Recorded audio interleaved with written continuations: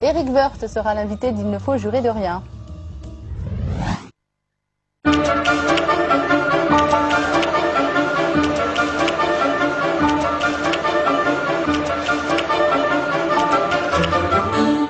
Bonjour à tous et bienvenue sur Public Sénat. À suivre ce matin sur notre antenne l'audition de Philippe Séguin, le président de la Cour des comptes, par la Commission des finances du Sénat. Cette audition intervient alors que le déficit budgétaire a augmenté de 47% en 2008 pour s'établir à 56,3 milliards d'euros, ce qui signifie que pour la première fois, la France va dépenser plus d'argent pour honorer ses dettes que pour préparer l'avenir de ses enfants. Pour Philippe Séguin, il est donc indispensable de partir à la reconquête de recettes fiscales. Selon lui, elles ont beaucoup trop baissé en raison des allègements d'impôts. Le président de la Cour des comptes qui menace de ne plus certifier les comptes de l'État si la situation ne changeait pas. Bonne matinée à tous. Nous accueillons maintenant M. Philippe Séguin en sa qualité de premier président de la Cour des comptes. Monsieur le Premier Président, merci d'avoir bien voulu venir devant notre Commission des finances pour nous présenter les rapports de la Cour relatifs à la certification des comptes de l'État et à l'exécution budgétaire de 2008. Je voudrais vous demander de bien vouloir excuser cet accueil tardif puisque nos travaux ont débordé par rapport à l'horaire. Monsieur le Premier Président, vous avez la parole. Bien, Monsieur le Président, Monsieur le rapporteur général, Mesdames, Messieurs les sénateurs, c'est toujours pour moi un grand honneur que de venir vous présenter les travaux de la Cour sur les finances publiques. Nous vous livrons aujourd'hui deux documents. L'acte de certification des comptes de l'État pour l'exercice 2008, annexé comme il se doit au projet de loi de règlement, et le rapport sur les résultats et la gestion budgétaire de l'État pour l'année 2008, qui a été, conformément aux dispositions de la LOLF, déposé conjointement au dépôt par le gouvernement du projet de loi de règlement. Ces deux documents seront très bientôt suivis par le traditionnel rapport sur la situation et les perspectives des finances publiques, rapport destiné à vous aider à préparer le débat d'orientation budgétaire. Mais vous êtes habitués à ces rendez-vous. Je tiens néanmoins à souligner les nouveautés 2009. La première, la plus importante, est que nous nous inscrivons dans un nouveau cadre constitutionnel, et notamment dans le cadre de l'article 47.2 de la Constitution, qui est venu très opportunément préciser et compléter la définition de notre mission auprès de vous. Nous y avons vu, Monsieur le Président, vous le savez, un signe de l'excellence de nos relations, et je tenais à vous remercier à nouveau pour le rôle que vous avez joué pour conforter au sommet de la hiérarchie des normes la relation si fondamentale des deux assemblées du Parlement et de la Cour. La deuxième nouveauté que nous avons pu réserver cette année, et nous le ferons désormais régulièrement, réserver, dis-je, au Parlement la primeur de la présentation complète de nos travaux sur le budget et les comptes de l'État. Si nous avons été contraints de rendre public l'acte de certification lundi dernier, puisqu'il devait être annexé au projet de loi de règlement avant son examen au Conseil d'État et son passage au Conseil des ministres, vous êtes les premiers destinataires du rapport sur les résultats et la gestion budgétaire, et les premiers destinataires, ça va sans dire, des commentaires que nous souhaitons faire sur l'ensemble de ces travaux. Dernière innovation enfin, les notes d'exécution budgétaire par mission ainsi que les notes d'analyse par programme constituent pour la première fois des annexes du rapport sur les résultats. C'était là une demande forte de votre commission et il y a été satisfait. Nous avons modifié nos procédures pour vous faire parvenir les documents les plus lisibles et les plus utiles possibles. Ils sont encore perfectibles et j'espère qu'ils pourront d'ores et déjà vous aider et aider notamment, bien sûr, les rapporteurs spéciaux. Permettez-moi enfin de dire combien je partage avec votre commission le souci de transformer l'examen du projet de loi de règlement en moment de vérité. les initiatives que vous avez prises l'an dernier pour auditionner les ministres et faire de ce rendez-vous un véritable moment de débat et de réflexion nous semble tout à fait essentiel, et nos travaux n'ont pas d'autre but que de vous accompagner dans cette démarche. Quelques commentaires maintenant, si vous voulez bien, sur le fond, avant de revenir successivement sur l'acte de certification, puis sur le rapport sur les résultats. Je voudrais vous faire part des remarques de la Cour concernant l'application de la LOLF.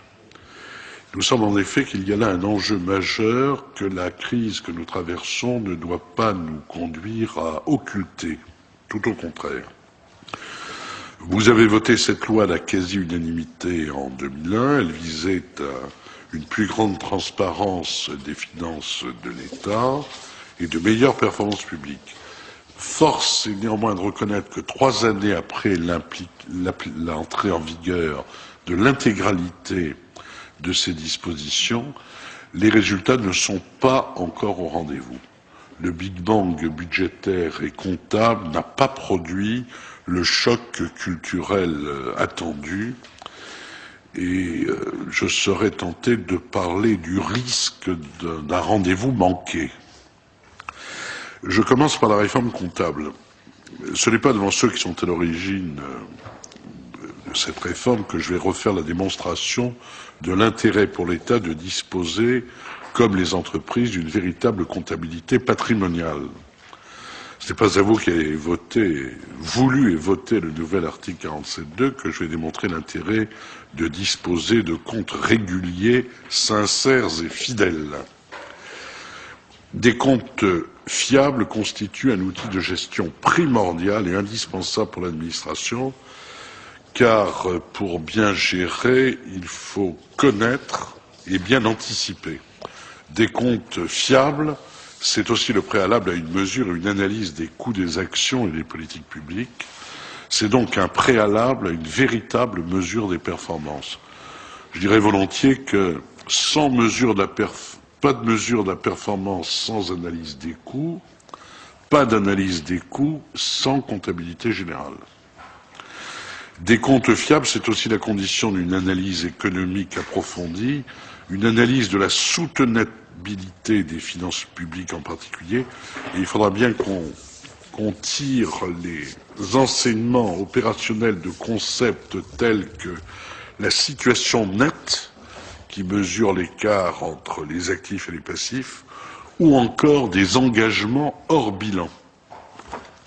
Ces derniers, vous le savez, sont susceptibles de se transformer en passifs, comme les banques l'ont appris à leurs dépens depuis le déclenchement de la crise des prêts hypothécaires à risque. Si ces enseignements ne peuvent pas être identiques à ceux qu'en tirerait une entreprise, l'État n'a pas, les plus pessimistes diraient, n'a pas encore à réfléchir à sa continuité d'exploitation. Je suis convaincu qu'ils ont leur utilité pour les parlementaires, d'abord, mais aussi pour les analystes, les gestionnaires et plus généralement les citoyens. La nouvelle comptabilité est aussi un vecteur d'information sans équivalent pour vous qui vous apprêtez à débattre du projet de loi de règlement pour 2008 et des orientations budgétaires pour 2010, car elle est en quelque sorte un indicateur avancé des charges que l'État aura à assumer dans les toutes prochaines années, et plus particulièrement en 2010. C'est-à-dire que la nouvelle comptabilité constitue un tableau de bord unique pour l'ensemble des acteurs de la gestion publique. La vraie difficulté, c'est que les acteurs, en tout cas la plupart des acteurs, ne se sont pas appropriés ces nouvelles informations. Comment y serait-il incité d'ailleurs, alors que le gouvernement se montre lui-même timide en la matière, ne faisant par exemple aucun lien réel entre la réforme comptable et la révision générale des politiques publiques. C'est là en tout cas notre principale préoccupation. Et cette remarque vaut tout autant pour la réforme budgétaire. Un effort très important a été consenti pour reclasser tout le budget de l'État, vous le savez bien, dans des missions, des programmes dotés d'objectifs et d'indicateurs. La LOLF a également conduit à désigner des responsables de programmes disposant en principe d'une plus grande liberté d'utilisation des crédits. Mais pour user d'un euphémisme, de ces euphémismes qui nous sont chers, ces nouveaux outils ne sont pas utilisés autant qu'ils le pourraient. En d'autres termes, je vais le dire plus crûment, l'administration pédale, mais elle pédale souvent dans le vide. Les responsables de programme, qui sont pourtant au cœur de la nouvelle gestion budgétaire, peinent pour la plupart à s'imposer, faute de définition précise de leur mission et de leurs prérogatives, par rapport notamment aux ordonnateurs. On nous les a présentés, chacun s'en souvient, comme des gestionnaires dotés de super-pouvoirs qui devaient permettre d'améliorer les performances publiques. Or, force est de reconnaître que, bien souvent, le responsable de programme n'est responsable de quasiment rien, concurrencé qu'il est par le directeur du personnel, le directeur financier, le secrétaire général du ministère auquel il appartient. Parallèlement, la programmation, la gestion et le suivi des crédits sont encore effectués pour partie selon des modalités proches de celles qui prévalaient avant la publication de la LOLF. La fongibilité des crédits qui était censée inciter les gestionnaires, notamment dans les services déconcentrés, à mieux gérer, est encore peu utilisée. Alors certes, des mesures récentes, comme la construction de perspectives budgétaires pluriannuelles, ont permis quelques progrès, mais on est encore très loin du compte. On est très loin du compte en matière de remontée d'informations, en matière de choix et de renseignement des indicateurs, ou en matière d'adaptation des moyens budgétaires en fonction des résultats.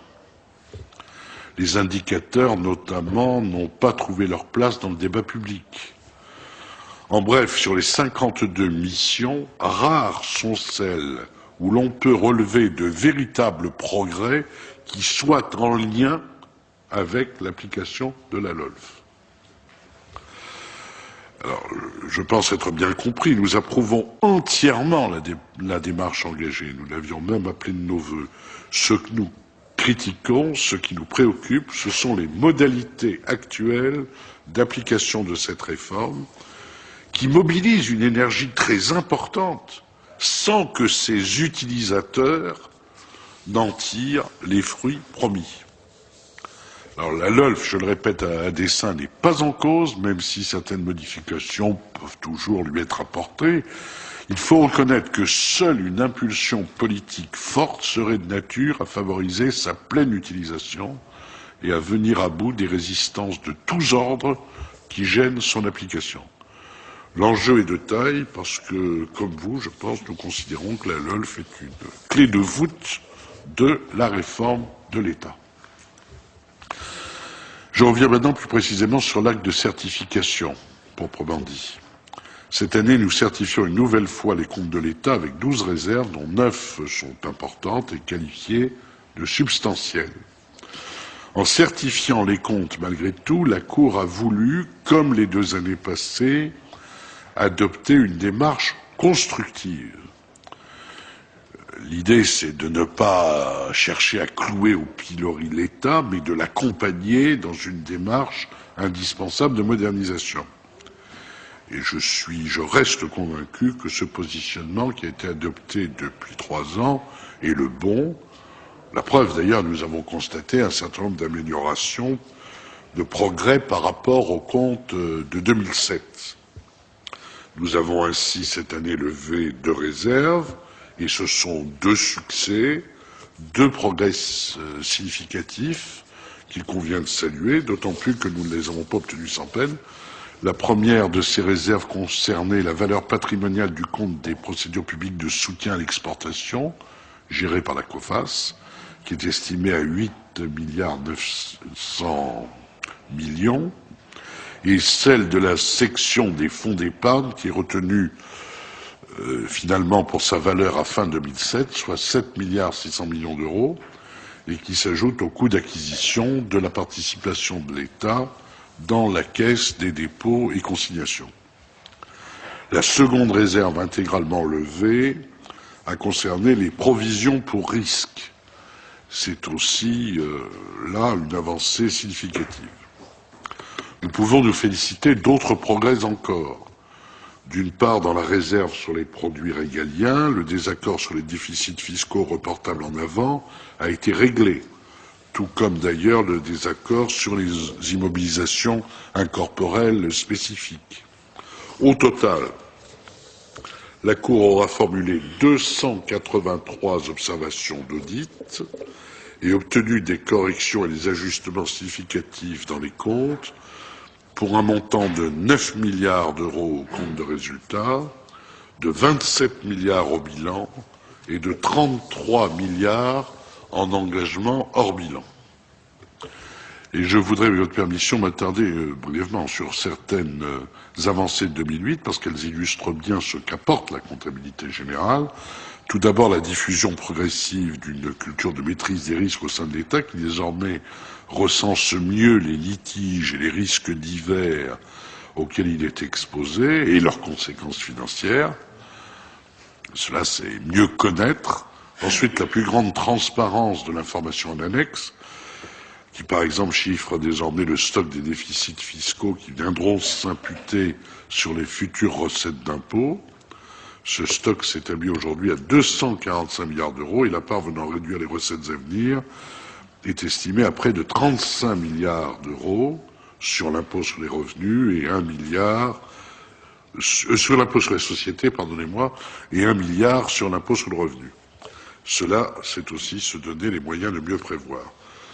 Enfin, il faut noter l'inscription au bilan de l'État de nouveaux actifs. C'est le cas des licences UMTS et GSM pour plus de 4 milliards d'euros, ou des droits d'émission des gaz à effet de serre alloués aux entreprises polluantes pour 14 milliards. C'est le cas aussi d'une trentaine d'opérations d'armement dont la valorisation a pu être fiabilisée. Je pense par exemple à l'avion de transport A400M. Et l'ensemble de ces éléments doit, selon nous, donner à l'État des moyens pour mieux gérer. Alors, d'importantes difficultés n'en demeurent pas moins. Il reste d'abord des problèmes de périmètre. L'un des plus délicats porte sur la caisse d'amortissement de la dette sociale, la CADES. La Cour considère en effet que cette entité est contrôlée par l'État, qui en assume in fine les risques et la responsabilité. Son reclassement en entité contrôlée aboutirait à grever la situation de dette de l'État de 80 milliards, voire davantage au vu des déficits annoncés des organismes de sécurité sociale pour 2009. Par ailleurs, plusieurs chantiers destinés à lever des réserves importantes accusent des retards dont la Cour ne peut pas s'accommoder. J'en donnerai deux simples exemples. C'est le cas d'abord du patrimoine immobilier. Ça fait maintenant un bon nombre d'années que l'on attend que l'État fasse un inventaire exhaustif et fiable de ses biens immobiliers. L'objectif n'est toujours pas atteint. J'ai récemment entendu un important responsable du ministère du Budget dire qu'on pouvait très bien conduire une politique immobilière efficace sans disposer d'un inventaire comptable à jour. J'en doute pour ma part. Un simple exemple, le gouvernement vient d'annoncer son intention d'allouer une surface de 12 mètres carrés par poste de travail. Il sera difficile de faire respecter cette norme d'occupation sans un inventaire exhaustif du parc immobilier. Alors, le deuxième exemple concerne les opérateurs. Les opérateurs, c'est-à-dire ces entités chargées d'un service public qui ont la personnalité juridique mais sont sous le contrôle de l'État. Elles figurent dans ces comptes pour plus de 55 milliards d'euros. Alors, ce que nous observons depuis 3 ans maintenant, c'est que leur recensement n'est toujours pas fiable, que ces opérateurs ne produisent pas leurs comptes dans les délais impartis et que ces comptes sont encore souvent de qualité médiocre. Songez par exemple que fin 2008, plusieurs opérateurs, comme le Centre des Monuments Nationaux ou l'Opéra de Paris, n'inscrivaient pas leur bilan des monuments historiques ou des œuvres d'art qu'ils contrôlaient, alors même que ces biens justifient leur existence. 2009 sera donc une année critique. Nous sommes en effet dans le 4e exercice qui sera l'an prochain soumis à certification. Nous sommes bien sûr tout à fait disposés à rester compréhensifs sur les sujets que nous considérons ne pas pouvoir raisonnablement être résolus à brève échéance. C'est le cas de la réserve portant sur les systèmes d'information. Ceux-ci ne sont pas adaptés aux nouvelles exigences des nouvelles normes comptables. Pour déployer un système adapté, il faut du temps, même si on peut regretter certains des retards qui se sont accumulés. Mais nous avons conscience de la difficulté du processus et cet aspect peut, à nos yeux, justifier la patience du certificateur. Nous sommes beaucoup plus perplexes sur le retard pris sur d'autres chantiers où les progrès sont pourtant à portée de main.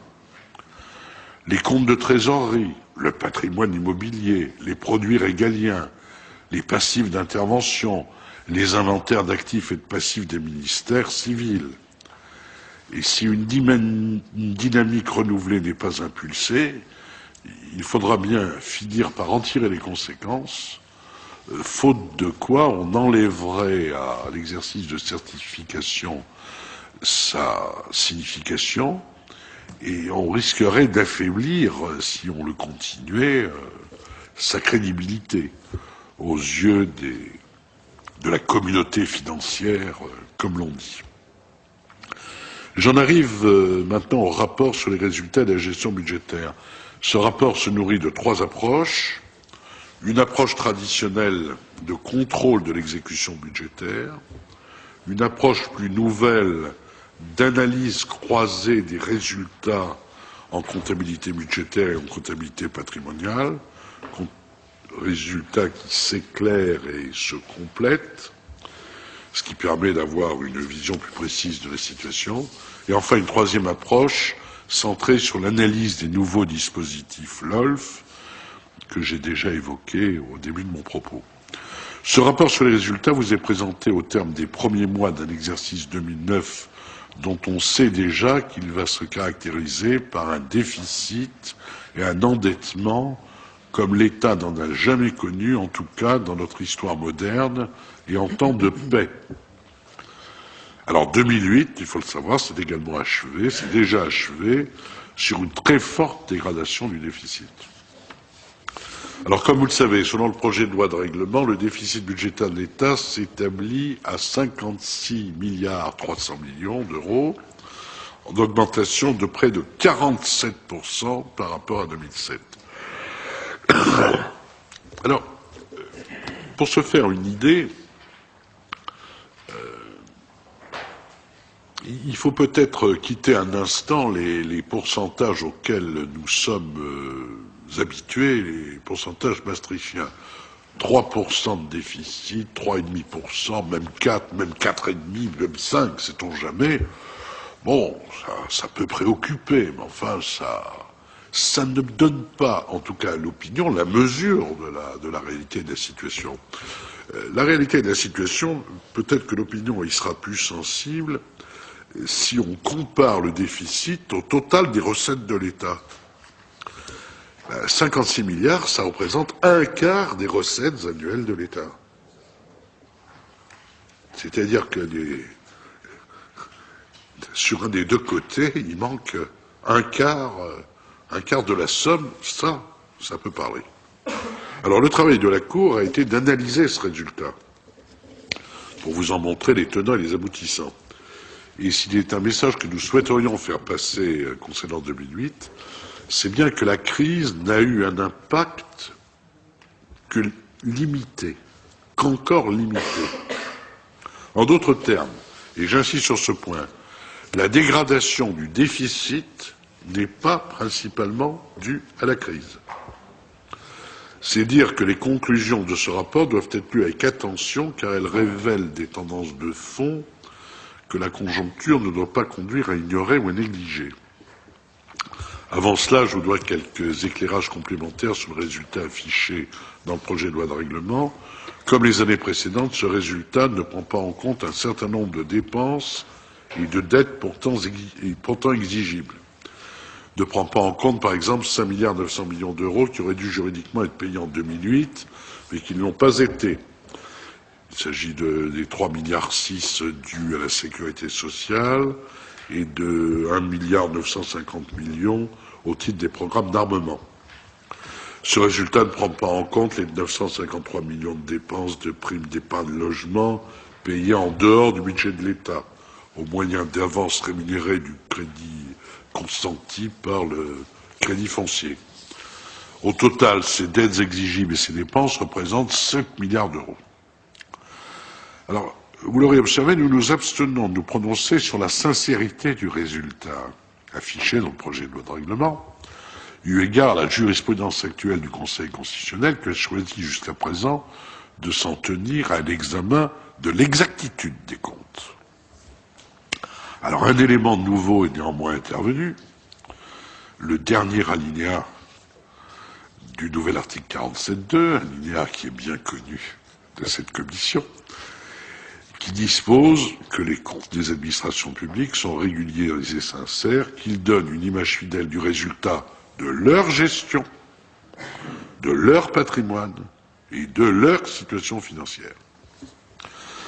Alors, cette nouvelle disposition s'applique-t-elle seulement à la comptabilité patrimoniale, comme le prétendent déjà certains? Concerne-t-elle également les résultats budgétaires, comme d'autres le disent? Si oui, dans quelles conditions? Ce n'est pas à nous de répondre à la question, mais elle se pose assurément. Nous ne reprenons donc à notre compte aucun chiffre alternatif de déficit. Nous sommes contentés cette année de vous donner les informations nécessaires pour mieux comprendre ce que recouvre, et surtout d'ailleurs ce que ne recouvre pas, le résultat affiché. Force est d'ailleurs de reconnaître que si l'analyse détaillée d'exécution budgétaire révèle un certain nombre d'errements au sens originel du terme, d'habitude bien connu de la Cour, comme la sous-budgétisation, les reports de charges, les compensations entre recettes et dépenses, ces pratiques ne paraissent pas avoir été plus importantes cette année que les années précédentes.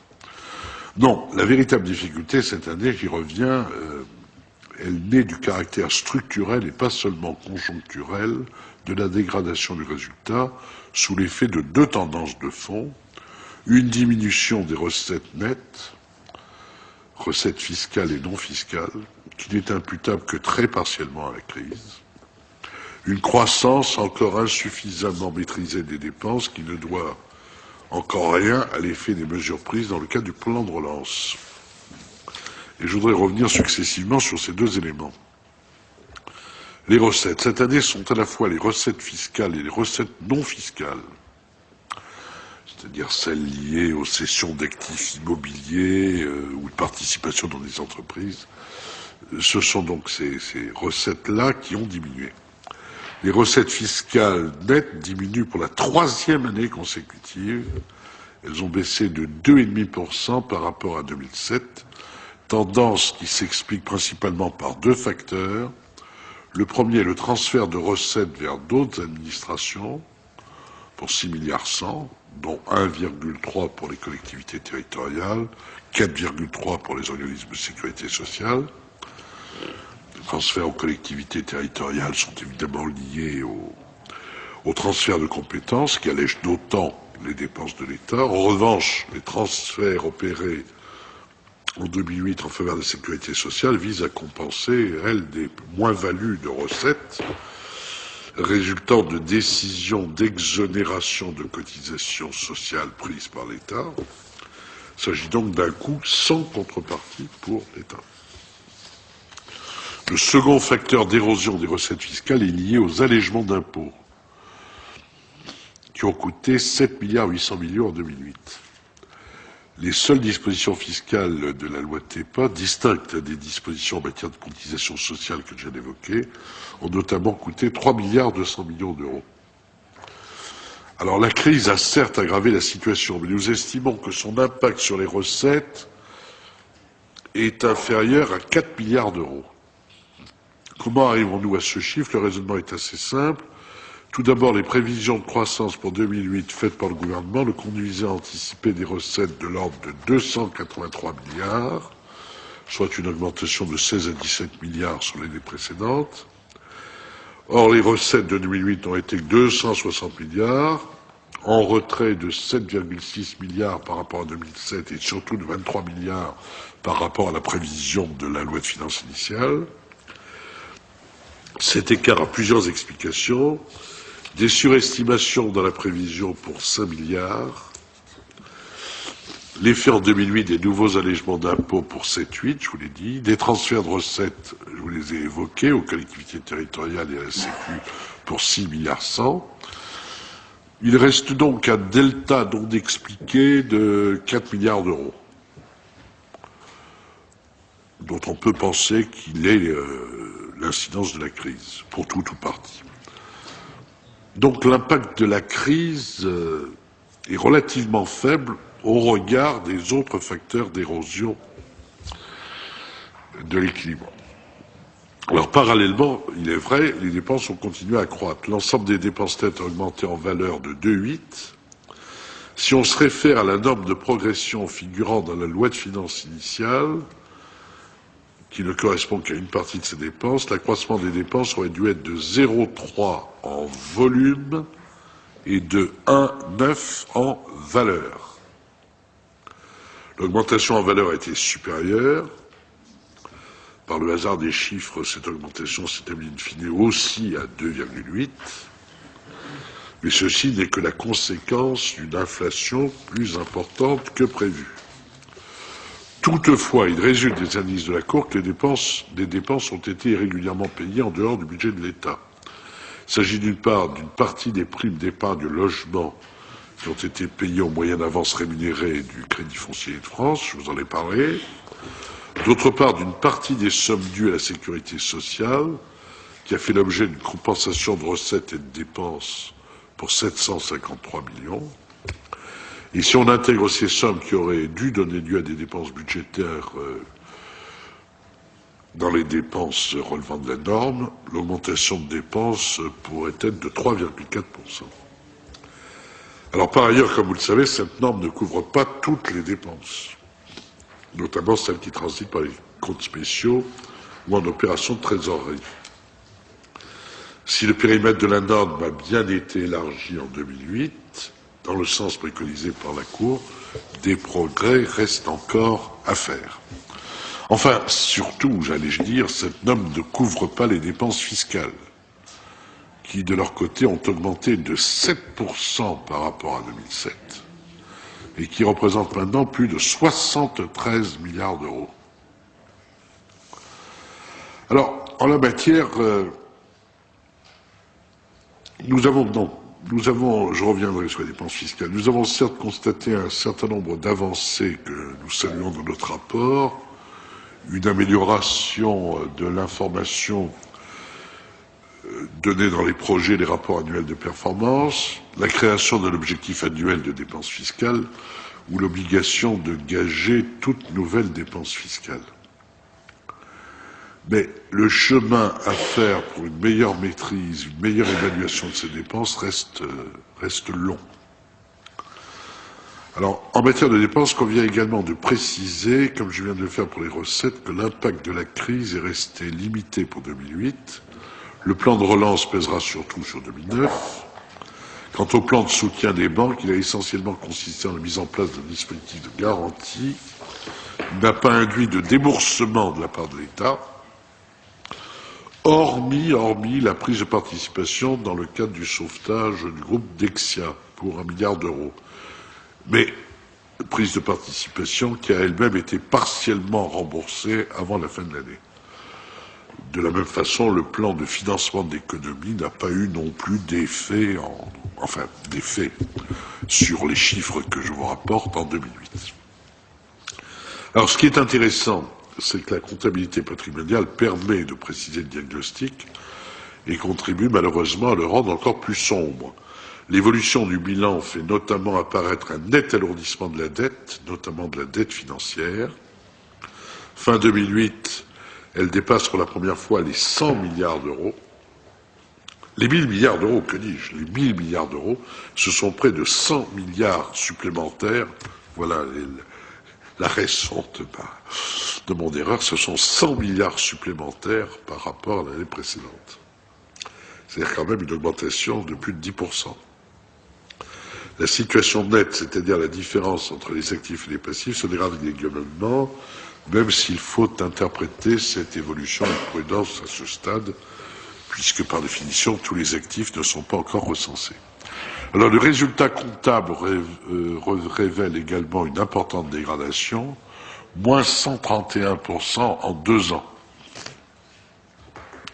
Le solde net des opérations d'exercice s'établit cette année à moins 73 milliards d'euros. Alors d'où vient ce résultat? Il traduit en premier lieu la progression des charges de l'État. Toutes les charges sont concernées. Les charges d'intervention qui ont progressé de 20%, les charges financières qui ont augmenté de 16,2% et les charges de fonctionnement qui ont progressé de 6,1%. Et nous avons là encore un indicateur avancé des dépenses à venir. Songez à ce que serait la comptabilité des entreprises si elle ne raisonnait que sur la base des budgets de leurs divisions ou de leurs filiales. La force de la comptabilité générale est de relier des actifs à des produits, des passifs à des charges, et de surveiller de près les engagements hors bilan. Quand votre commission demande de constituer une provision budgétaire sur les obligations indexées, le producteur des comptes passe une écriture dans un compte de bilan. Quand la LOLF exige que soient suivies les charges et ressources de trésorerie, ce sont des comptes de comptabilité générale qui sont touchés. D'où la question que nous nous posons. Pourquoi ne pas sauter le pas? Pourquoi ne pas raisonner sur la base des grands agrégats de la comptabilité générale? Pourquoi ne pas faire de l'annexe le vecteur de l'analyse de la soutenabilité budgétaire, comme le font par exemple les États-Unis depuis bien des années? Vous savez que dans le secteur privé, l'annexe constitue une partie tout à fait centrale des états financiers, que les commissaires aux comptes scrutent avec d'autant plus d'attention du fait de la crise. Nous avons fait de même. Et cette annexe comporte des informations essentielles. C'est notamment le cas de celles qui décrivent l'ensemble des conséquences financières de la dite crise. Prenons l'exemple des garanties octroyées aux établissements de crédit, Dexia et sa filiale américaine, la FSA en particulier.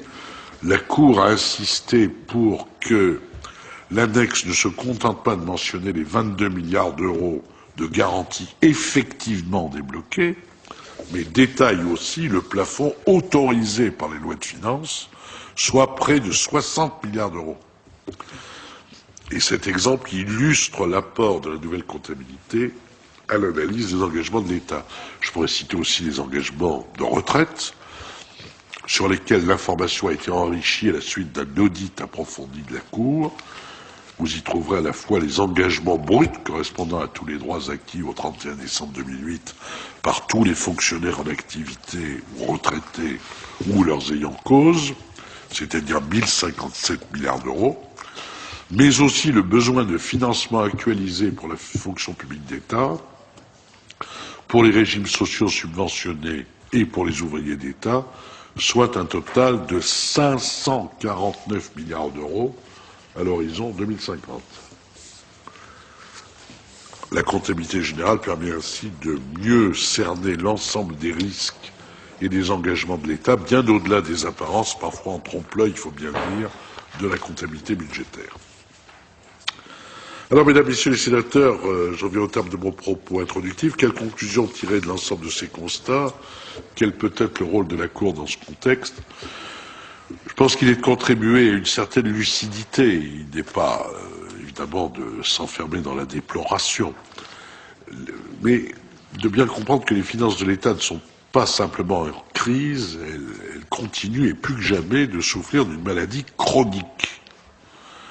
Et il est probablement nécessaire d'attaquer le problème à sa racine. Et à cet égard,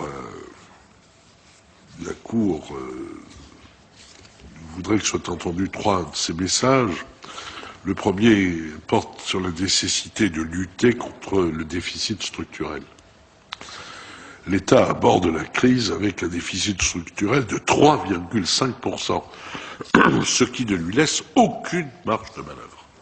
Il faut donc reconstituer ces marges. Et pour cela, il semble à la Cour qu'il faudrait donner un coup d'arrêt à la baisse des recettes. Côté dépenses, la norme croissance zéro en volume ne sera évidemment pas suffisante pour relever le défi. Il faut engager des réformes structurelles bien plus importantes et probablement douloureuses que celles qui sont en cours. Il faudra peut-être faire des choix parmi les politiques publiques, ou à tout le moins sur leur format. Ce que le rapport sur les résultats dit à propos de l'État, le rapport sur la situation et les perspectives des finances publiques le dira à l'échelle de l'ensemble des administrations publiques. Mais il est important, nous semble-t-il, de mettre en évidence la part de l'effort qui revient à l'État pour éviter de faire porter une responsabilité qui pourrait paraître inutilement exclusive sur la sécurité sociale et sur les collectivités territoriales. Le deuxième message concerne la LOLF. Il faut bien reconnaître qu'elle apporte de véritables progrès. On peut même dire que les mauvaises pratiques actuelles sont des perpétuations de l'ancien système, tandis que les bonnes sont souvent un premier acquis de la nouvelle gestion publique. Mais cet acquis est fragile et il est insuffisant. Il convient donc de le consolider, de l'amplifier et de façon urgente. La crise non seulement ne doit pas être un prétexte au relâchement de l'effort, mais elle appelle un renforcement de l'effort. Je serais tenté de parodier Malraux qui disait qu'on ne va pas au bord du Rubicon pour y pêcher à la ligne. On ne fait pas une réforme de cette ampleur pour ne pas l'appliquer et en tirer les fruits. Et alors que la France traverse une des plus graves récessions de son histoire, il serait primordial que les acteurs s'approprient les nouveaux outils à leur disposition, qui sont des outils qui doivent être efficaces. Et il faudrait donc un changement de braquet dans la mise en œuvre de la réforme budgétaire et comptable engagée, si nous voulons préserver la crédibilité de la signature de la France, le plus tôt sera le mieux. Alors je sais l'attention constante que porte votre commission à ces problématiques. Je sais l'effort qui est le vôtre pour faire du contrôle parlementaire un levier décisif de réforme de l'État. Sachez que nous partageons votre préoccupation, que nous ne ménagerons pas de nos efforts pour vous assister dans cette démarche.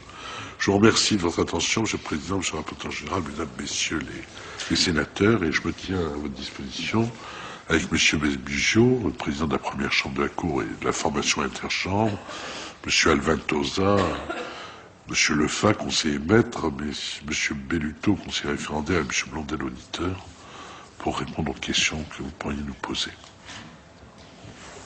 Merci, Monsieur le Premier Président. Permettrai de saluer l'exercice auquel vous vous livrez depuis plusieurs années, de rendre hommage à la Cour pour ses diligences et la promptitude qu'elle manifeste pour formuler ses conclusions, qu'il s'agisse de la certification ou des commentaires sur l'exécution budgétaire. Nous avons bien entendu vos messages, Monsieur le Premier Président. Il n'est pas douteux que la LOLF est une contribution à la lucidité politique, mais la LOLF, sans volonté politique, ça ne sert pas à grand-chose. Donc sans doute est-ce là qu'il y a les marges de manœuvre les plus importantes et les marges de progression. Mais sur la situation financière, nous partageons bien sûr la gravité de votre appréciation. Et j'avais été frappé l'an passé par l'un de vos commentaires. Vous vous interrogiez sur l'auditabilité des comptes de l'État. Et puis je tiré de vos propos l'enseignement que cette auditabilité n'aurait pas accompli de progrès décisif. C'est bien cela. Sans doute faudra-t-il attendre la mise en œuvre de Chorus, car actuellement les services rament pour essayer de présenter des comptes qui ressemblent à ce qui était prévu par la LOLF, mais avec des instruments qui sont restés assez rudimentaires. Et on se demande parfois si certains comptables publics ne vont pas céder au découragement. Et c'est en cela que l'appropriation des nouveaux instruments est difficile, parce qu'on est resté avec des systèmes qui n'ont pas changé. Et c'est bien là qu'est la difficulté majeure, à mon avis. Car je ne doute pas un seul instant de la volonté politique. Ce sont les instruments qui nous font défaut. Voilà, en tout cas, merci infiniment, Monsieur le Premier Président, Monsieur le Président de la Première Chambre, à vous, Monsieur. Et si vous le voulez bien, vous disposez d'une petite demi-heure peut-être pour une séquence de... Je suis à la disposition pleine et entière de la Commission des finances, sans limitation de temps. Je pense que le rapporteur général a des questions à vous poser. Oui, Monsieur le Président, je vais auto-limiter ces questions pour sauvegarder le pluralisme de l'expression dans notre commission, mais je voudrais appeler l'attention sur deux séries de choses. D'abord, les éléments patrimoniaux à la lumière de la crise, et ensuite le solde courant. Sur le premier aspect, nous voyons nos ordres de grandeur habituels totalement perturbés. Et je relevais dans vos propos, Monsieur le Premier Président, au début de votre propos, une phrase dans laquelle vous disiez: la prise en considération dans la dette de telle opération conduirait à aggraver le ratio de dette. Je ne souhaite pas évoquer l'opération particulière, mais simplement les considérations de méthode. Est-ce que c'est la comptabilité maastrichtienne qui est importante? Est-ce que c'est la réalité économique? J'ai abordé cette question lundi avec nos amis britanniques. J'étais lundi à Londres pour une série de réunions, notamment sur ces sujets. Et pour essayer de comprendre aujourd'hui quel est le solde des finances publiques britanniques, de sources officielles, il faut croiser toute une série de données et les choses sont extrêmement indistinctes. On peut noter que ce pays que l'on présentait comme très vertueux, qui dégageait un solde positif au début des années 2000, supérieur à 2%, aujourd'hui, selon les chiffres officiels, serait à près de moins 13% du produit intérieur brut. Et que les autorités britanniques, ayant été amenées à secourir le secteur bancaire par des mesures tout à fait exceptionnelles et d'un ordre de grandeur prodigieux par rapport aux agrégats macroéconomiques, ont même été jusqu'à chiffrer, budgétairement parlant, une provision par référence aux risques couverts par l'État. Le taux de cette provision, son mode de calcul, nécessiterait beaucoup de développement et serait assurément assez contestable. Mais, en fonction de cet élément de référence, je voudrais vous demander, Monsieur le Premier Président, comment la Cour peut opérer pour apprécier le bon périmètre?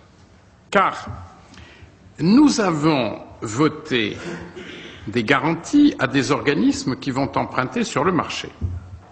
Ces organismes sont des organismes étatiques, n'existent que par l'existence de l'État et n'emprunteraient pas s'il n'y avait pas l'État. Alors, qu'est-ce qui doit entrer dans la dette publique? Qu'est-ce qui ne doit pas entrer dans la dette publique? Et par ailleurs, s'agissant des engagements donnés, comment donner au Parlement et à l'opinion, et dans le cadre européen, la juste notion du hors-bilan? Vous avez vous-même, dans votre propos, insisté sur ces problèmes de méthode. c'est évidemment un défi considérable, car il faut innover. Et j'ai compris que vous nous proposiez de donner plus d'importance aux approches de comptabilité générale, à l'annexe, et peut-être de desserrer le carcan administratif ou strictement budgétaire. La question précise que j'ai à vous poser à ce sujet, c'est, dans cette approche, êtes-vous en contact avec vos homologues, les réviseurs des comptes des autres grands États européens? Comment peut-on imaginer, Monsieur le Premier Président, que dans cette crise, et encore davantage au moment de la sortie de crise, chacun comptabilise dans son coin et imagine sa stratégie de prélèvement obligatoire, éventuellement de manière non coopérative avec son voisin, en sachant que tous devront en même temps payer la dette, qui coûtera plus cher, et relever les prélèvements obligatoires. Pas les uns ou les autres, tous. Donc, est-ce que ceci n'appelle pas, de la part de la Cour, de par sa position de neutralité et de technicité, une démarche qui nous permette d'innover, parce que véritablement, nous perdons nos repères. Et enfin, beaucoup plus brièvement, sur le solde courant. J'ai noté dans la synthèse Résultats et gestion budgétaire d'État exercice 2008, page 9, que la Cour chiffre à 3,4% l'augmentation des dépenses du budget général. Alors, ceci est bien au-delà de la norme élargie qui est de 2,8, et le ministre du Budget, pour sa part, nous a indiqué qu'il avait quelques problèmes de compréhension et que certains mouvements auraient été comptabilisés 2 fois par la Cour, dépenses particulièrement dynamiques comme les pensions ou les charges de la dette, le compte des pensions, le compte de gestion de la dette trésorerie de l'État étant alimenté par des versements du budget général. Alors, Monsieur le Premier Président, est-ce que vous pouvez, sur cette question du solde courant et de la bonne tenue de la norme de dépenses, nous faire partager l'approche de la Cour et nous dire comment le dialogue avec le gouvernement sur la réalité des chiffres est en train de se poursuivre. Voilà.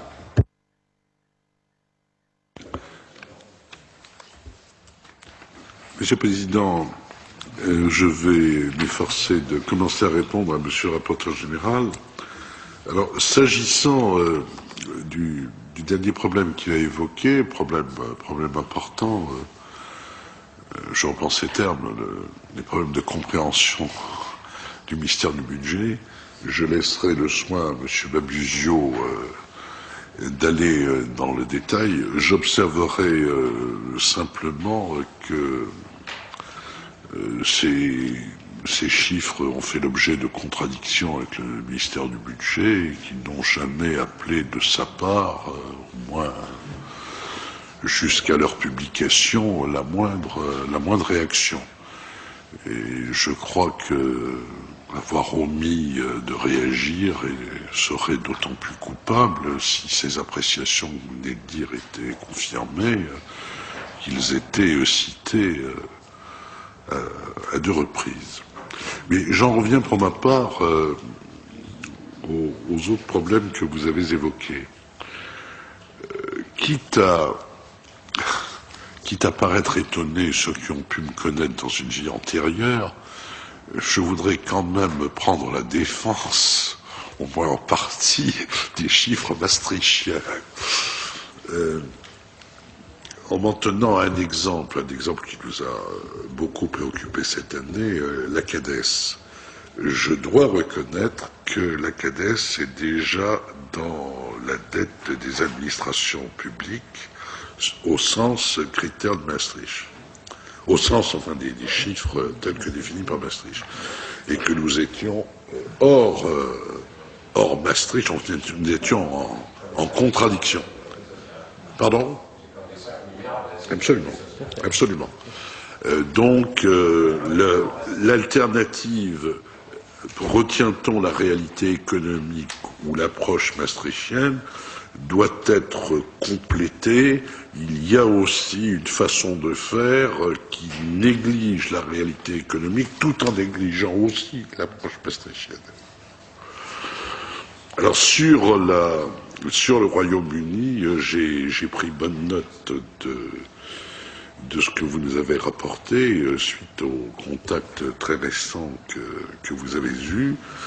Sur le déficit, il est vrai que les chiffres, les écarts de chiffres entre ce qui était allégué et ce qu'on constate aujourd'hui sont absolument considérables.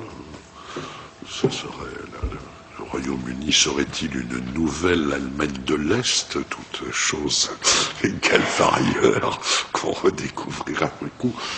Mais je comprends la réserve que manifestait M. le ministre Fourcade, car il y a quand même une grande différence. Cette différence, elle tient à une dette beaucoup plus faible que la dette française. Ça monte vite, attention. Ça monte du côté britannique. Ça monte, certes, mais enfin, ça démarre beaucoup plus bas. Alors, dernier point, oui, nous avons contact avec les autres réviseurs. Cela étant, ce que vous avez dit sur le paiement de la dette et surtout l'augmentation des prélèvements obligatoires nous ramène à deux questions que j'évoquerai très brièvement avant de repasser la parole à M. Debusio. La première, c'est la nécessité qu'il y aurait d'un mouvement concerté des pays, du maximum de pays de l'Union européenne quant aux décisions qu'ils prendraient en matière de prélèvement obligatoire. Alors, essayons de faire que d'un mal sorte un bien et que ce soit le début de l'esquisse d'une harmonisation entre les uns et les autres. Et deuxièmement, l'autre question qu'on peut se poser, c'est le discours qui prévaut sur le refus de toute perspective d'augmentation des prélèvements qui n'est probablement pas très mobilisatrice. Avec votre permission, Monsieur le Président, puis-je demander à Monsieur Debusio de prendre la parole? Monsieur le rapporteur général, je crois que la question de compréhension que vous avez évoquée de la part du ministre du Budget a été tout à fait temporaire. En fait, ce problème de compréhension est venu du fait que le chiffre de 3,4 correspond fortuitement pour 2008 à deux réalités différentes. Le premier 3,4, c'est l'évolution des dépenses brutes de l'État entre 2007 et 2008. Et le ministre du Budget a cru, dans un premier temps, que la Cour se référait à ce 3,4-là. D'où le fait que le ministre a fait observer que les dépenses brutes méritent d'être interprétées avec précaution, puisqu'il faut en déduire non seulement les dégrèvements, etc., bien sûr, pour passer aux dépenses nettes, mais aussi tenir compte d'un certain nombre de doubles comptes entre le budget général, les comptes d'affectation spéciale et les budgets annexes. Mais ce qui est visé dans ce que nous analysons, ce n'est pas ce 3,4 là, c'est-à-dire les dépenses brutes, c'est un 3,4 de progression dans le champ de la norme de dépenses. Et quel est notre calcul à cet égard? Nous, et d'ailleurs le ministre s'est aperçu que justement il avait en quelque sorte il avait par mégarde considéré que c'était le premier 3,4, alors que le chiffre que nous examinons et que nous produisons, c'est le second 3,4, c'est-à-dire le champ de la norme. Alors comment arrivons-nous à ce 3,4? Nous partons de la base des dépenses effectives dans le champ de la norme de 2007, qui est de 270,6 milliards. C'est le chiffre officiel du gouvernement, c'est lui qui l'a dit, 270,6. À ce 270,6, le gouvernement appliquait 1,9% de progression, c'était ça sa limite, c'est-à-dire 5,5 milliards.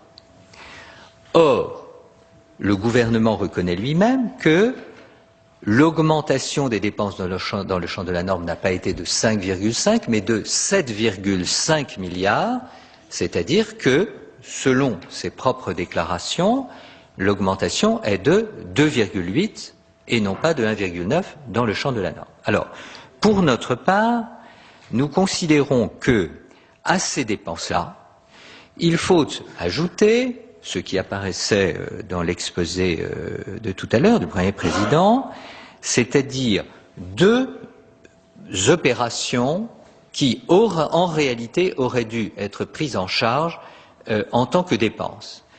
La première, c'est une opération de contraction des dépenses et des recettes, c'est-à-dire que sur la taxe sur les véhicules à moteur, qui avait été affectée pour partie à la sécurité sociale en compensation d'exonération, comme vous vous en souvenez, comme cette taxe a dégagé un surplus de recettes de 753 millions d'euros par rapport à ce qui devait compenser les exonérations, l'État, au lieu d'encaisser cette recette, a considéré qu'elle servait, hors du budget, à apurer une partie de la dette de l'État vis-à-vis de la sécurité sociale. Donc au lieu de comptabiliser d'abord la recette et ensuite de faire la dépense pour rembourser sa dette, il a fait une opération de contraction des dépenses et des recettes que prohibe le droit budgétaire. Donc, voilà la première opération, contraction donc des dépenses qui ne sont pas apparues dans le budget. Deuxième opération, ce sont les primes d'épargne logement qui ont été supportées par le Crédit foncier de France à hauteur de 953 millions d'euros. Alors certes, le ministre du Budget dit « mais ça c'est le stock de créances et l'avance du crédit foncier est passée seulement de 350 millions en 2007, 650 en 2008 et 950 en 2007 et 950 en 2008. Et donc il dit en réalité il n'y a eu qu'une aggravation de l'avance crédit foncier de l'ordre de 350 millions d'euros. En réalité, ce raisonnement ne nous paraît pas pouvoir être admis. Pourquoi? Premièrement, le ministre du Budget est bien parti pour le calcul de la norme de la base de 270,6 milliards. Donc nous nous bornons à regarder quel a été le volume réel des dépenses par rapport à cette base de 270,6. Et puis incontestablement, dès lors que la dépense était exigible, elle devait naturellement être payée. Et donc, si l'on ajoute 753 millions et 953 millions, donc un peu plus d'1,7 milliard, eh bien, on voit que, dans la réalité, les dépenses dans le champ de la norme ont bien progressé de 3,4%. Et c'est ce 3,4% qui est clairement analysé dans notre rapport. Et nous pensons que, à côté des problèmes de recettes, il y a bien un problème de dépenses de la part de l'État. Et d'ailleurs, comme on l'indiquait tout à l'heure, lorsque l'on regarde non plus le budget de l'État, mais la comptabilité générale, on constate que les charges de l'État ont augmenté rapidement. Et plus rapidement que les dépenses budgétaires alléguées. Pourquoi? Eh bien, c'est justement, notamment parce qu'il y a eu des dépenses hors budget reportées, en réalité, à 2009. Avant de donner la parole à Madame Brick, je voudrais revenir un instant sur cet ajustement crédit foncier, parce que aviez-vous fait la même observation à la fin de l'année 2007? Et vous étiez à 600 et quelques millions. Exactement. Donc l'aggravation, la dérive, c'est quand même plutôt, logiquement, la dette de 600 millions aurait dû apparaître au 1er janvier 2008. Mais elle n'est pas apparue.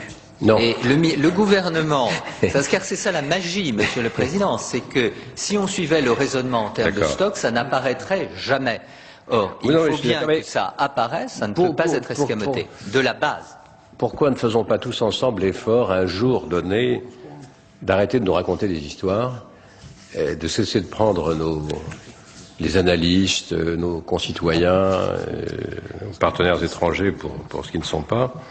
Je crois qu'on aurait intérêt, si on veut faire une vraie pédagogie, à cesser de trouver des astuces qui font que chacun doute de la sincérité des comptes publics. Nicole Bricq. Oui, merci Monsieur le Président. Messieurs les Présidents, moi je voudrais vous poser 3 questions et la première a trait aux recettes.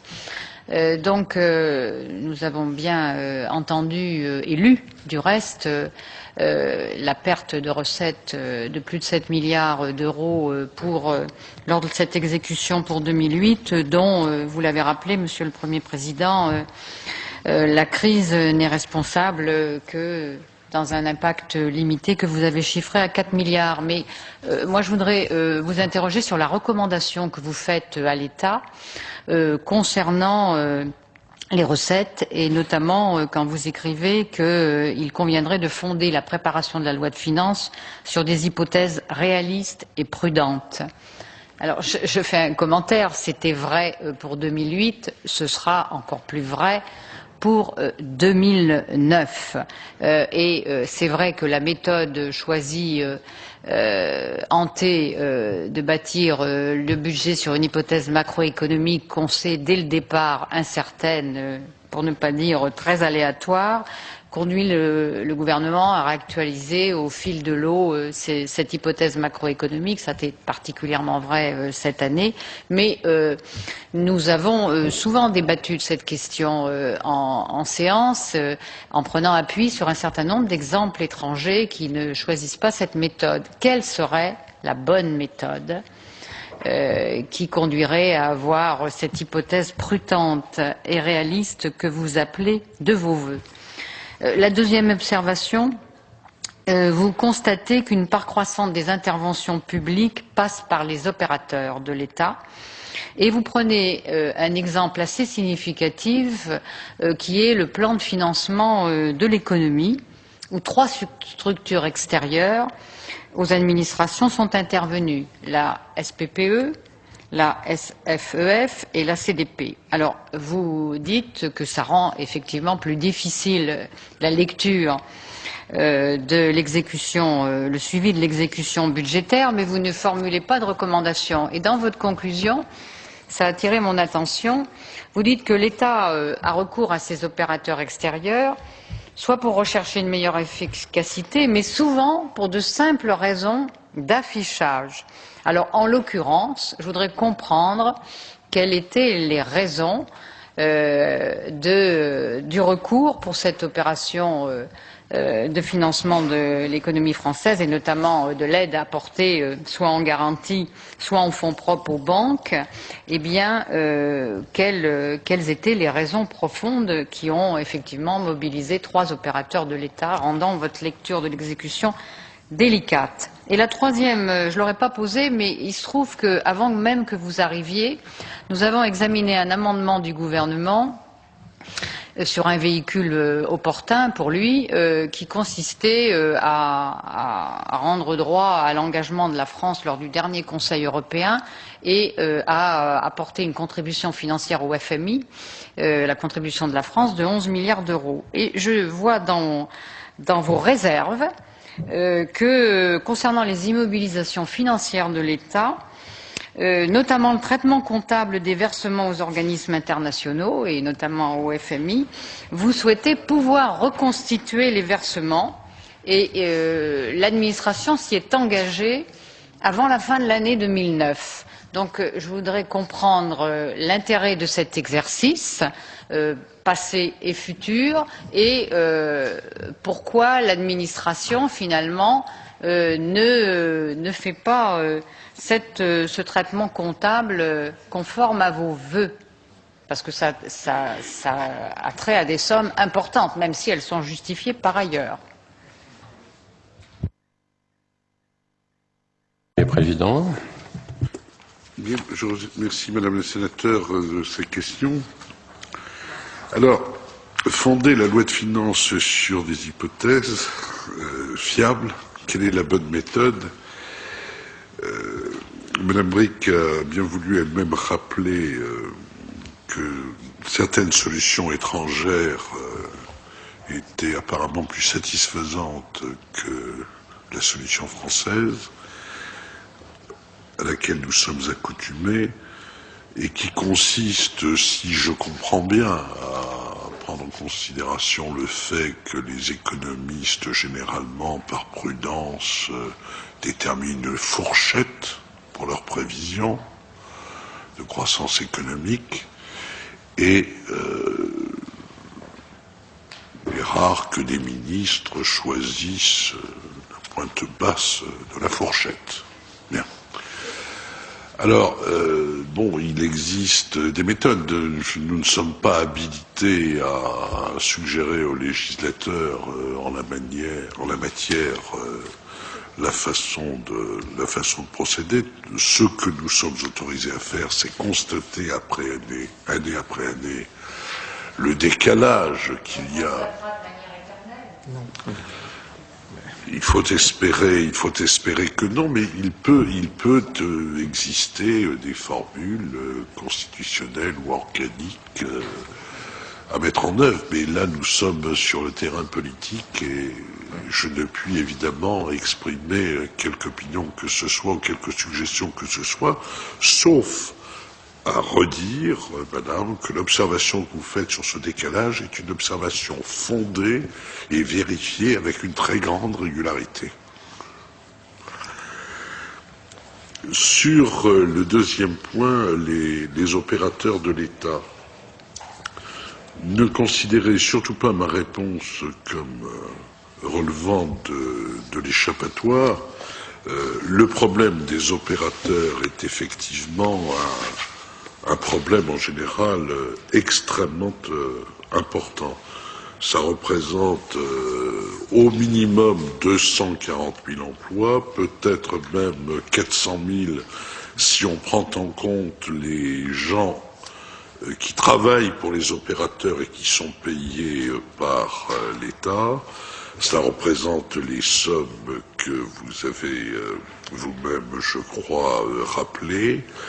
Et cela pose toute une série de problèmes, ne serait-ce d'ailleurs que parce que la liste des opérateurs n'est pas la bonne. Des opérateurs, vrais opérateurs, ne figurent pas sur la liste des opérateurs et n'ont pas à répondre aux critères, aux normes, etc.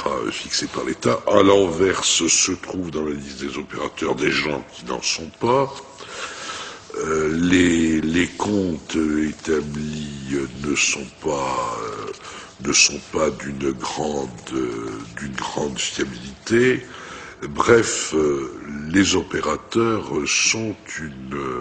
doivent être une préoccupation prioritaire. Ce qui était finalement une façon théoriquement pour l'État d'être plus efficace risquerait de se traduire comme une nouvelle cause de dérive. Alors, dans le cas particulier, c'est pourquoi je vous parlais d'échappatoire, de la SPPE, de la SFF, de la CDP,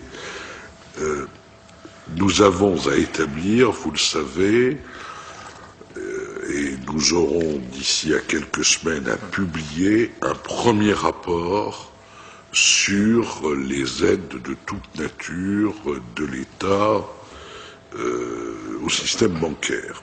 Bien.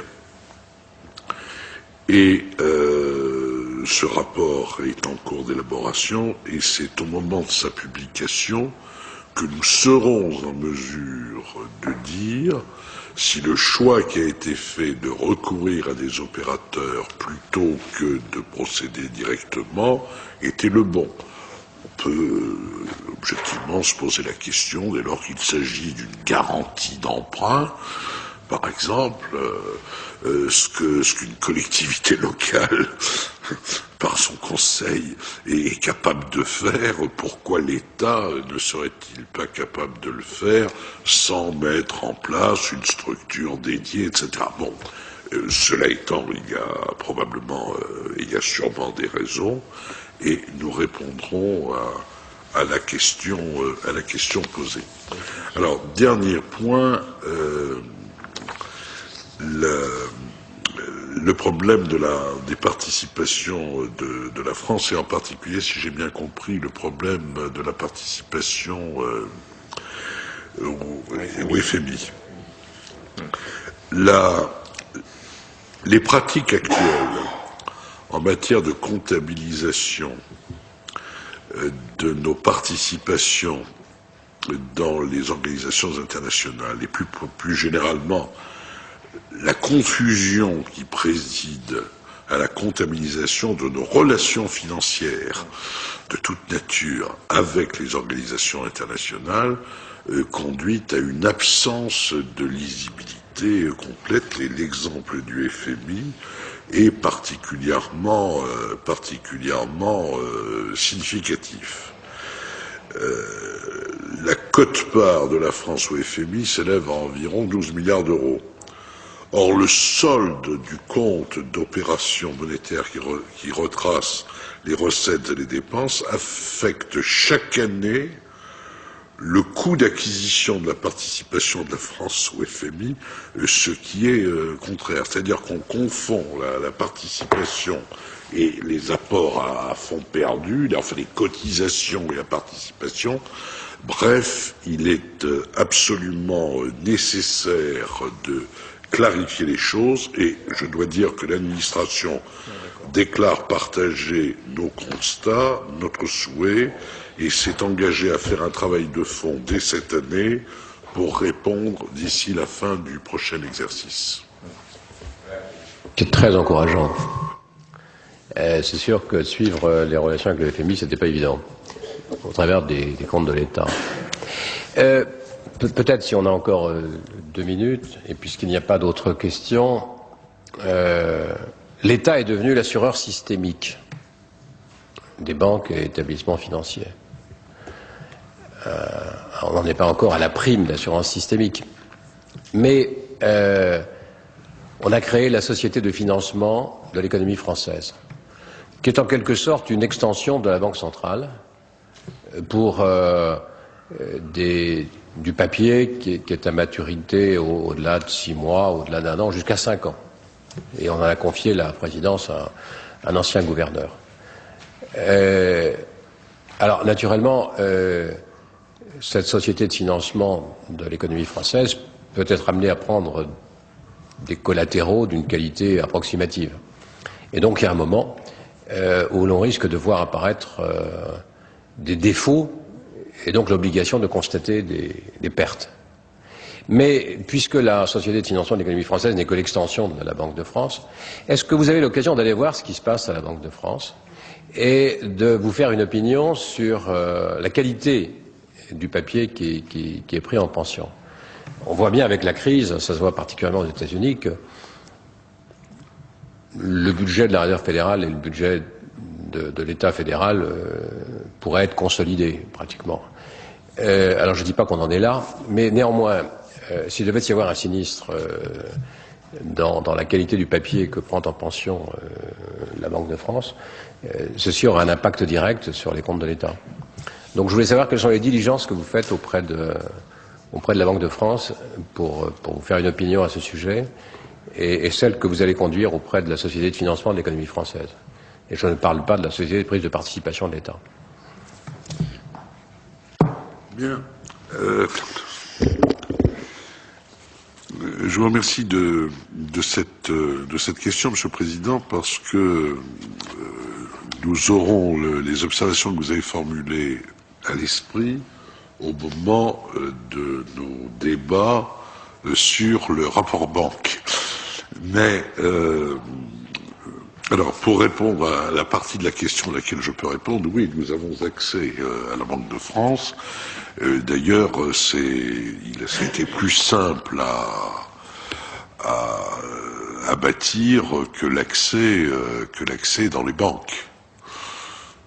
Dans les banques bénéficiaires de l'attention bienveillante de l'État, parce que il a fallu que nous nous fondions sur les conventions les conventions passées entre l'État et les banques pour pouvoir avoir donc une marge de légitimité pour notre contrôle, ce qui n'est pas le cas avec la Banque de France. Alors, cela étant dit, ce que je peux encore dire, c'est que si le collatéral est défaillant, la banque doit en fournir d'autres. En tout état de cause, nous apporterons, je vous l'assure, une grande partie des réponses à la question dans le rapport sur les banques. Alors qui sera évidemment un rapport d'étape, parce que ça fait guère que 2 mois que nous avons la possibilité de travailler, mais compte tenu de la sensibilité du sujet, nous pensons avant la fête nationale avoir procédé à une première publication. Et faire des stress tests en quelque sorte. Voilà. Et nous en aurons communication, le Parlement? On expliquera de quoi il s'agit. Pardon. Nous en aurons communication ou vous le remettez au Oui, gouvernement? il sera rendu public. Vous vous souvenez probablement, Non, ça n'aurait pas forcément été le cas si le président de la République, lors de son intervention du mois de février, n'avait souhaité que les... Enfin, il avait dit « je souhaite que la Cour des comptes aille vérifier, etc. » En fait, nous l'aurions fait en tout état de cause, mais il a surtout souhaité que ce soit rendu public. Donc, nous ne nous poserons même pas la question de savoir si ça doit être rendu public. Nous considérons... C'est du mi-juillet, tout ça. J'espère que ce sera un peu avant. En tout cas, ce sera une autre belle occasion de vous accueillir, Monsieur le Premier Président. Je m'en réjouis par avance. Oui. Monsieur Gouterron souhaitait vous interroger. J'ai un peu de scrupule à cette heure-ci, Monsieur le Premier Président, à poser ma question, d'autant plus de scrupule qu'elle est très sectorielle. Je veux dire d'abord que j'ai beaucoup apprécié vos appréciations, si vous me permettez de le dire, sur l'application de la LOLF. Et je pense que ces appréciations mériterait un développement important, en particulier quand vous dites qu'il serait essentiel que les responsables de programme soient renforcés dans leur rôle par rapport aux ordonnateurs. Et là, il faut une volonté politique. Encore faudrait-il définir comment cette volonté politique peut s'exprimer. M. Gouterron passe beaucoup de temps dans les ambassades et non, mais je vais justement à ce propos parler des contributions internationales obligatoires de la France. En dire quelques mots, Monsieur le Premier Président, pour dire d'abord que dans les quelques déplacements que j'ai pu faire, les quelques observations que j'ai pu faire jusqu'à présent, j'en ferai d'autres, je me suis réjoui de trouver la Cour des comptes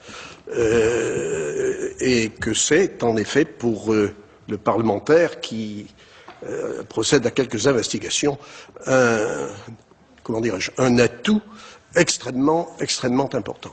Je voudrais vous interroger, Monsieur le Premier Président, sur la part respective des contributions obligatoires et des contributions volontaires. On voit effectivement la part des contributions volontaires augmenter, pour tous les pays d'ailleurs, et moins pour la France que pour d'autres pays. Mais j'aimerais savoir quelles conséquences ou quelles conclusions on peut en tirer, qu'est-ce qui est souhaitable, qu'est-ce qui ne l'est pas. Moi j'observe que les contributions obligatoires, la visibilité française n'est pas très grande, hein. Elle l'est plus dans les contributions volontaires, or la France les augmente moins que les autres. Et nous avons sur ces contributions volontaires un pouvoir de contrôle plus facile que sur les contributions obligatoires. J'aimerais avoir votre appréciation, Monsieur le Premier Président.